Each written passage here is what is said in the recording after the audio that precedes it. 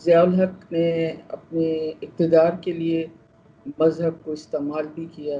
ضیاء الحق کا اثر تھا وہ دورس تھا. ضیاء صاحب جو فلسفی کمیونیکیٹ کرنا چاہ رہے تھے، رادر پروپیگیٹ کرنا چاہ رہے تھے، وہ بلٹ ان تھی.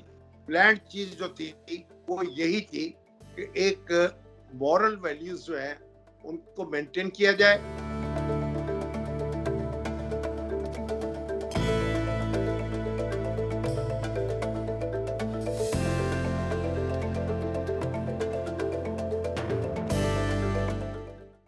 ایک اسلامائزیشن آف تھاٹ جو ہے وہ ہوئی.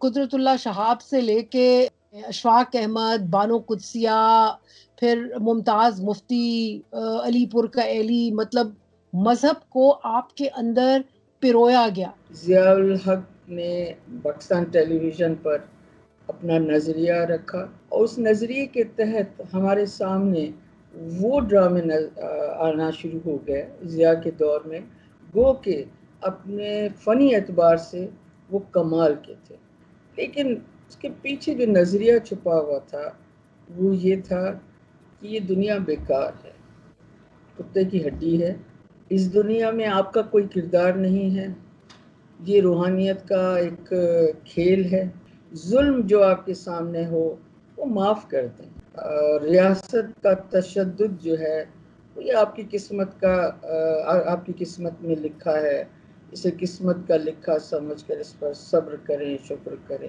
میں حضرت مولانا عبدالصمد کا نام لیوا ہوں کہ جن کی پاپوش کی عزت نے مجھ حقیر بندہ بے زر کو امام عصر بنا دیا ہے. ان کے ہی 1982 میں حسینہ معین کا پلے تھا، بہت لائٹ ہارٹڈ پلے، ویری نائس پلے، ویری انٹرٹیننگ پلے. دکانیں واقعی بند ہو جاتی تھی اس کو دیکھنے کے لیے. 10ویں یا 11ویں قسط کے بعد even male characters were asked not to wear western clothes اور صرف شلوار قمیض ان کو پہننا پڑا. میں نہیں سمجھتا کہ یہ کوئی ایسی باقاعدہ ایک سوچ تھی.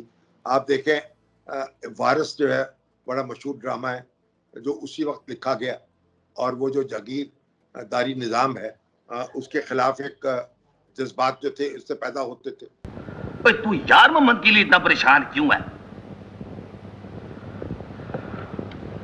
دو پہاڑوں کے درمیان آنے والوں کا اشر ایسا ہی ہوا کرتا ہے. پلانٹ چیز جو تھی وہ یہی تھی کہ ایک مورل ویلیوز جو ہیں ان کو مینٹین کیا جائے.